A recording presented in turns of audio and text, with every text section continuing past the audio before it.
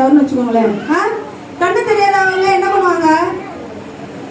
கண்ணு தெரியாதவங்க என்ன பண்ணுவாங்க? புரியல, சவுண்டா குச்சியை தட்டி நடந்து போவாங்க. ஆமாவா? அப்புறம் என்ன பண்ணுவாங்க? சரி, யாராச்சும் பார்த்து கூட்டி போவாங்க. நீங்க பார்த்து திரும்பி உட்காரு. ஏசப்பா என்ன பண்ணாரா?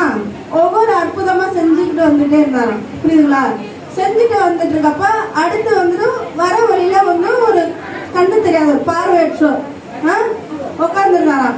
உட்காந்துருந்தோன்னே அப்பைக்கு வந்துட்டு ஒரு சீஷர்கள் 12 பேர் வந்தாங்கல்ல, 12 பேர் அவரோட பின்னாடி வந்திருந்தாங்களாம்.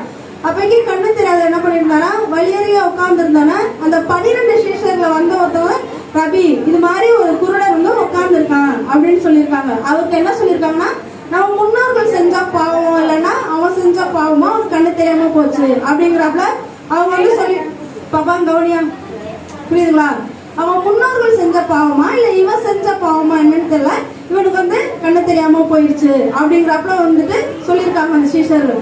அதுக்கு என் நேசப்பா என்ன சொன்னார்னா, இது வந்து தேவனால் ஒரு அங்கீகரிக்கப்பட்டதுனால அவனுக்கு வந்து கண்ணு தெரியாம போச்சு, அவன் செஞ்ச பாவம் இல்லை அப்படிங்கிறப்ப ஏசப்பா வந்து சொல்லியிருக்காரு. அதுக்கப்புறம் சொன்னதுனால என்ன ஆயிடுச்சுனாக்கா, அப்பைக்கு வந்து கண்ணு தெரியலன்னா என்ன பண்ணுவாங்கனாக்கா, ஒரு வாரம் ஒதுக்கி வச்சுருவாங்க. அவங்களுக்கு எதுவுமே தெரியாதுன்னா அவங்க வேலைக்கும் போக முடியாது, எதுவுமே பண்ண முடியாது இல்லை கண்ணு தெரியாதனால.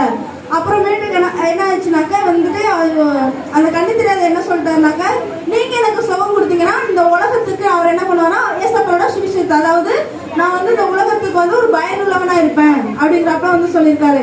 ஏசப்பா அதை கேட்ட உடனே என்ன பண்ணாருனாக்கா, ஸ்ரீலம் என்கின்ற ஒரு ஆளு, புரியுதுங்களா, ஒரு குணம், அதுல போயிட்டு ஸ்ரீலம் அப்படின்னாக்கா அனுப்பப்பட்டவர் என்று அர்த்தமா, புரியுதுங்களா?